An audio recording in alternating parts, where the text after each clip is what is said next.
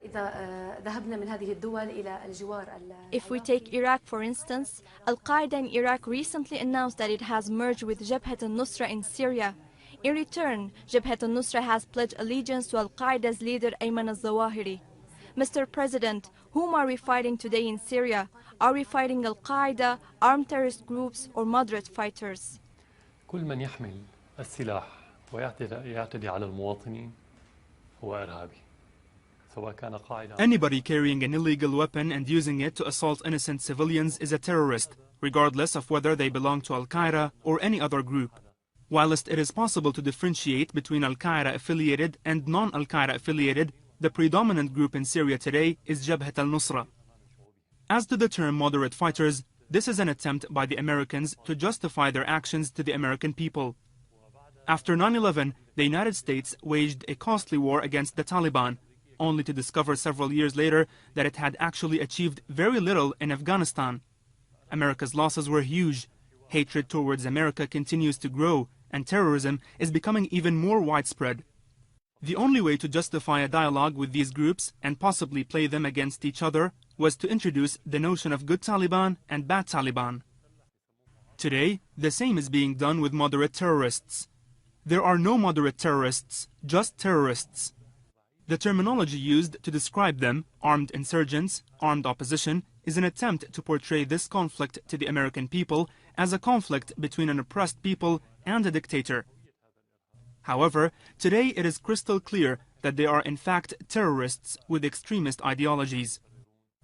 In the end, the only way for the Americans to justify their logistical, military and financial support, aptly labeled non-lethal aid or humanitarian aid, is by coining the term moderate fighters.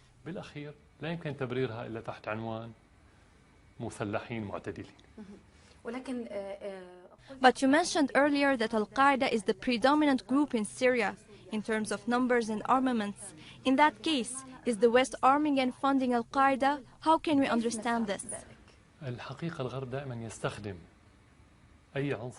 In reality, the West's enemy one day is easily their ally the next. They do not have a problem switching sides when it suits their interests. Mali is a clear case in point. They are fighting al-Qaeda in Mali, yet supporting al-Qaeda in Syria and in Libya.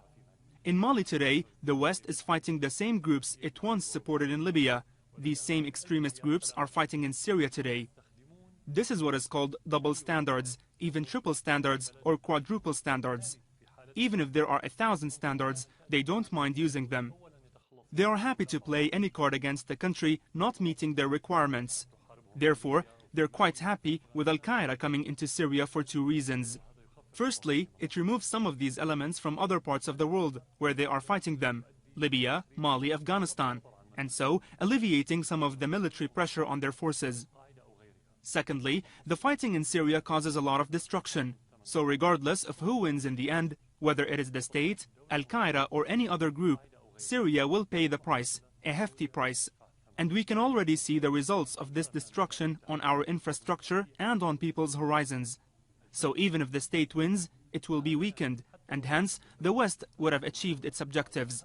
But at the same time, what the West doesn't know, or might know but does not realize, is that this terrorism will spread and find its way back into Europe.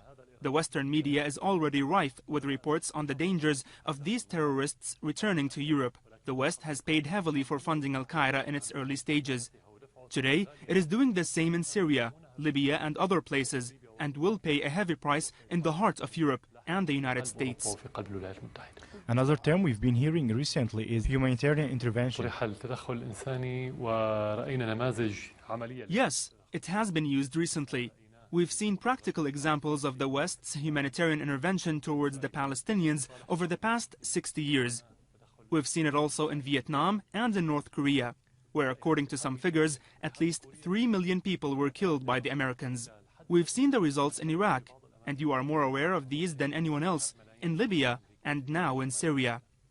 I believe that their humanitarian intervention has one aim: the destruction of humans, of Syrians, plain and simple. The term is also being used in parallel with moral responsibility.